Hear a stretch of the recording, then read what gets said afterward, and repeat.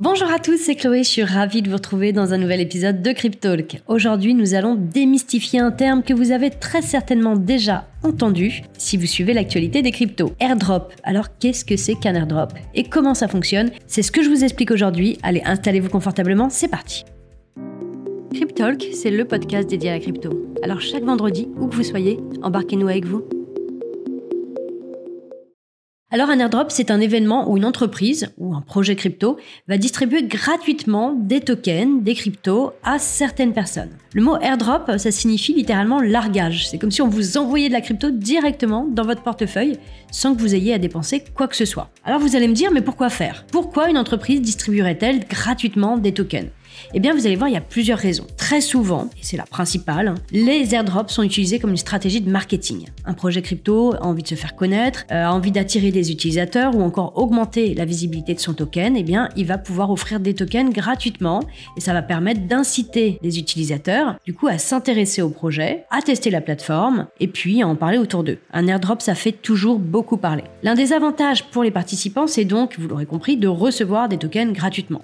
Alors attention, ça tombe pas du ciel comme ça, il y a souvent quelques conditions à remplir pour pouvoir bénéficier d'un airdrop. Par exemple, il peut être nécessaire de détenir un certain montant de crypto dans son portefeuille, comme de l'Ether, du Bitcoin, ou encore dans d'autres cas, il y a des critères à remplir comme devoir s'inscrire sur la plateforme du projet en question, suivre ses réseaux sociaux, remplir un formulaire spécifique, voilà, pour pouvoir obtenir des points, souvent c'est des XP, qu'on pourra après mettre en corrélation avec la distribution d'un airdrop. Alors attention, il est toujours quand même très important de rester vigilant, car certains airdrops sont frauduleux.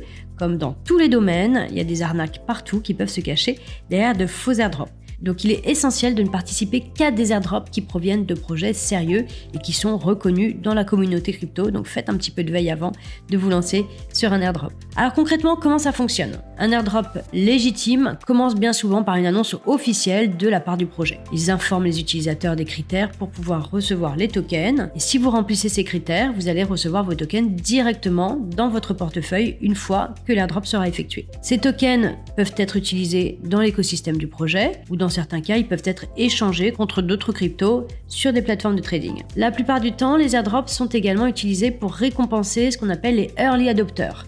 Si vous avez été un utilisateur ou un supporter de la première heure d'un projet, il est possible que vous receviez des tokens en récompense pour avoir cru en l'initiative du projet dès le départ.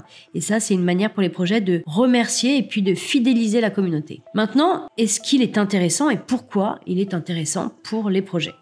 Un airdrop, ça va créer forcément du bouche à oreille, comme je vous ai dit tout à l'heure, dans la communauté. Et ça, c'est un excellent moyen de générer de la publicité gratuitement et puis de diffuser un token parmi un grand nombre de personnes. Ça va du coup augmenter la base d'utilisateurs sur le projet. Aussi, ça va permettre de créer de la liquidité pour leur token dès le lancement sur les plateformes d'échange et c'est vraiment crucial pour son adoption et sa valeur. En ce qui concerne les projets blockchain, les airdrops sont également un très bon moyen de décentraliser leur réseau en dispersant les tokens utiles au stacking et ce entre plusieurs milliers d'utilisateurs. Du coup, ça va surtout éviter que quelques acteurs contrôlent l'intégralité d'un réseau Proof of Stake. Aussi, les airdrops de tokens de gouvernance peuvent vraiment permettre de décentraliser la gouvernance. Et ça va s'appliquer à des blockchains ou des protocoles DeFi. Donc voilà, je pense que vous savez tout. Un airdrop, pour résumer, c'est une excellente opportunité pour les utilisateurs de recevoir des cryptos gratuitement, tout en permettant aux projets crypto d'élargir leur communauté et de faire parler d'eux.